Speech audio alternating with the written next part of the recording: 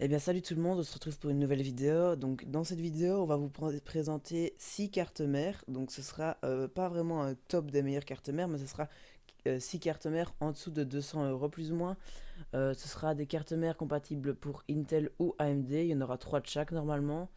Eh ben j'espère que la vidéo vous plaira. N'hésitez pas à vous abonner et à liker. Et si vous avez des retours à dire, n'hésitez pas à laisser un message en commentaire. Et on commence directement avec la MSI MPG B550 Gaming Plus. Donc c'est une carte mère AM4 au socket AM4.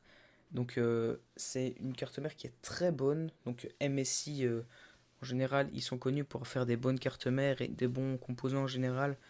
Et en plus moi pour avoir une carte mère MSI le BIOS est incroyable. Enfin il est très facile d'utilisation.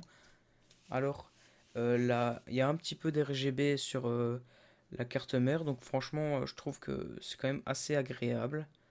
Alors, on a un PCIe 4.0 et un PCIe 3.0. Au niveau de la RAM, on pourra accueillir jusqu'à 32 Go par slot et à une fréquence de 4400 MHz. Donc ça, c'est vraiment très haut.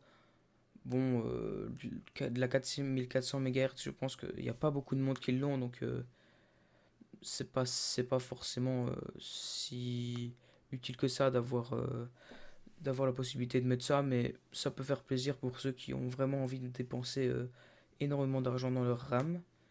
Alors, donc on a ici, c'est pas une carte mère Wi-Fi, c'est peut-être le petit défaut de la carte mère, mais bon, après c'est une B550, les B550 coûtent forcément plus cher qu'une B450 qui à ce prix-là aurait pu avoir le Wi-Fi. Donc prix pour le rappeler de 170 euros sur Amazon. Et donc il y a un connecteur LED RGB, deux connecteurs LED RGB adressables. Donc ça c'est vraiment bien si vous avez envie de mettre des water cooling ou quoi, parce que parfois les gens se font peut-être avoir, ils prennent des cartes mères un peu plus, un petit peu moins chères, pardon, et au final elles font pas forcément le taf qu'ils voudraient parce qu'ils n'ont pas forcément regardé à ça. Donc ça faut faire quand même attention parce que l'air de rien, même si certains disent que oui le RGB c'est kikou, si vous voulez faire le kikou tant qu'à faire, autant bien le faire. Et donc c'est une carte mère qui pour moi sera quand même de choix parce que pour 170 euros elle est vraiment bien.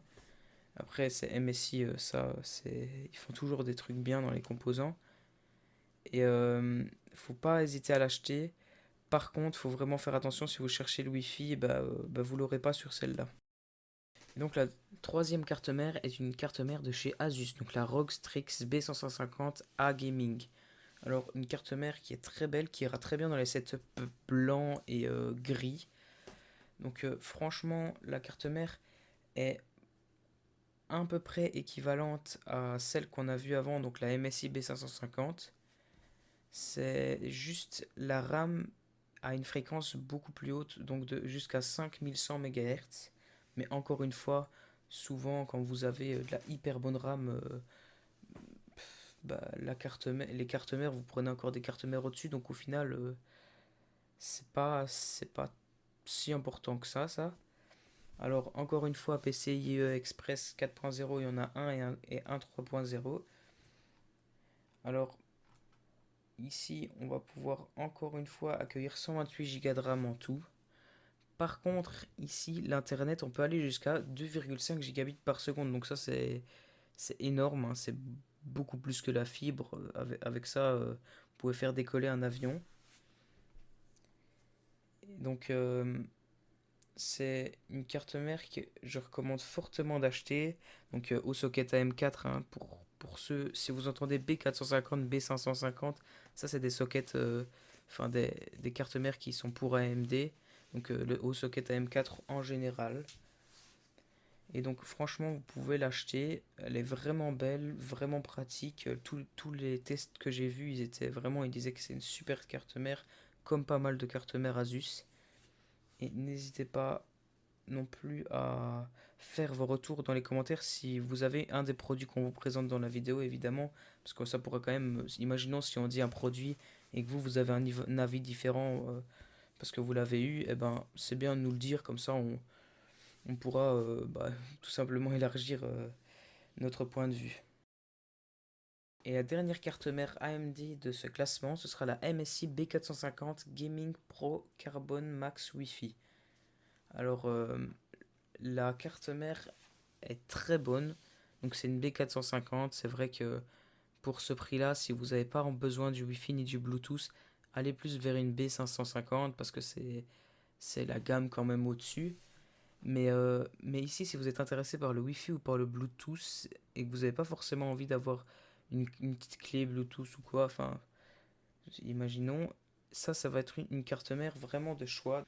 Donc vous avez jusqu'à 32 Go de RAM par slot à 4133 MHz. Donc ça c'est plutôt classique pour les B450 de chez MSI, mais c'est quand même très bien. Alors un PCIe 3.0 et un PCIe 2.0, donc ça c'est une B450, c'est normal. Et c'est pas si mal, hein, 3.0 finalement. Donc ici vous aurez le Bluetooth 5.0 et le Wi-Fi, un Wi-Fi qui va être très bon. Donc pour tous les tests que j'ai regardés, c'est vraiment des tests qui ont été qui disent que la carte mère fonctionne très bien en Wi-Fi. Évidemment, si vous avez l'occasion, essayez toujours de privilégier la liaison par câble parce que la liaison sera plus rapide et, euh, et tout ça.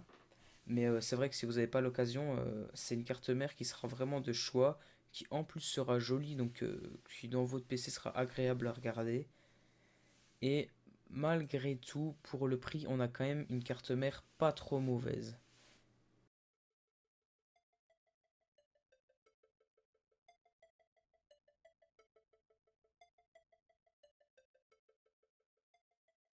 Donc la prochaine carte mère est une carte mère de chez Asus. Donc cette fois-ci c'est une carte mère, donc pour la marque du processeur ce sera de Intel. Donc c'est une carte mère déjà qui a la couleur blanche, c'est la Asus Prime Z390A. Donc comme je viens de dire, elle est blanche, donc ça ira très bien dans une config blanche. Mais bien sûr ça ira quand même dans une config noire aussi, ça c'est bien sûr à vous de voir, je vais pas me chipoter sur l'esthétique et les couleurs. Sur cette carte mère, vous allez avoir 4 ports USB 2.0. Et cette carte mère a aussi un poids de 998 grammes. Donc je pense pas que c'est ce qui vous intéresse en principal, le poids de cette carte mère, mais je préfère quand même le spécifier. Donc cette carte mère a quand même un certain prix, elle est plus ou moins aux alentours de 200 euros. Il y a moyen de la retrouver parfois un peu moins cher, mais elle est souvent au prix de 200 euros. Sur Amazon, là elle est à 203 euros. Sinon pour le type de mémoire, ce sera du DDR4 où la capacité de RAM par slot ce sera 16, donc au total vous pourrez aller jusqu'à 64 car vous avez 4 slots de RAM comme sur la plupart des cartes mères, mais je le spécifie bien évidemment. Et du coup la fréquence maximale pour la mémoire, la fréquence du coup c'est 4133 MHz. Sinon, vous avez aussi, du coup, pour ce qu'il y a à savoir, c'est que c'est une carte mère ATX, mais ça, je suppose que vous en doutez bien. Donc, elle a aussi un peu de lumière sur la carte mère. Bon, ça, après, ça reste assez sobre, donc que ça vous plaît ou ça vous plaît pas. Mais sinon, c'est à peu près tout ce qu'il y a à dire sur cette carte mère. Donc, si jamais elle vous plaît et que vous voulez potentiellement l'acheter, eh ben, n'hésitez pas à aller voir le lien en description qui vous aidera à vous renseigner encore plus profondément pour voir si elle conviendra à votre config.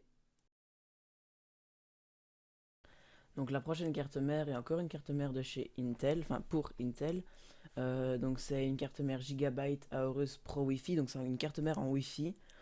Donc c'est une des sockets 1151 comme toutes les cartes mères Intel de cette vidéo. Donc à faire bien attention car si vous voulez acheter un processeur de la 10e génération, du coup les cartes mères ne seront plus compatibles. Donc faites-y bien attention avant d'acheter tous vos composants. Donc celle-ci est au prix de 200 euros plus ou moins. C'est une mini ITX, donc c'est si vous voulez faire vraiment une petite config, enfin une config avec un petit boîtier, vraiment une config qui prend pas beaucoup de place et tout ça. Donc après c'est quand même une très bonne carte mère car pour la fréquence de la RAM c'est DDR4 4400 MHz. Sinon, la capacité de mémoire RAM maximale est 64, mais cette fois-ci, vous avez que deux slots de RAM. Donc, dans l'idéal, ce serait de prendre deux barrettes de RAM de 32 Go chacune. Après, si vous en avez deux de 16, ça fera déjà pas mal à faire. Enfin, tout dépend de la config que vous avez avec. Donc, c'est une carte mère Wi-Fi, comme j'ai déjà dit, et Bluetooth. Donc, ça, c'est super cool si vous voulez connecter vos manettes, si vous n'avez pas la possibilité d'un câble Ethernet. Donc, ça, c'est nickel. Il y a un peu de LED dessus, mais ça reste encore une fois assez discret. Sinon, du coup, il n'y a pas de tonnes de choses à dire dessus, parce que voilà, c'est une carte mère. Mais du coup, comme j'ai dit sur celle juste avant, allez quand même vous renseigner un peu plus profondément sur le site qui sera enfin, sur le lien de la carte mère qui sera en description pour voir si elle vous convient. Donc faites bien attention, du coup c'est une mini ITX et que c'est une de socket 1151, donc qui ne conviendra pas avec les Intel de 10e génération, donc c'est bon à savoir. Donc la dernière carte mère Intel de la vidéo est encore une de chez Gigabyte. Donc cette fois-ci c'est la Z390 Gaming X. Donc cette fois-ci c'est une carte mère ATX, donc comme celle Asus qu'on a présentée juste avant. Donc cette fois-ci vous avez encore 4 slots de RAM, enfin vous avez 4 slots de RAM. Donc là vous aurez la possibilité de mettre vos 4 barrettes de RAM. Donc la capacité maximale est de 128 Go, donc vous pouvez en mettre 32 par slot de RAM, donc ça c'est vraiment super. Donc pour ce qui est de la fréquence, ce sera du 4266 MHz. Sinon, c'est comme avant une de socket 1151, donc pas compatible avec les processeurs Intel 10e génération, donc ça à ne pas oublier. Sinon, cette carte mère n'est pas connectable en Wi-Fi comme celle de chez Aorus présentée juste avant, ni en Bluetooth. Donc après, si vous n'avez pas la possibilité d'avoir une connexion en câble, cette carte mère ne vous conviendra sûrement pas.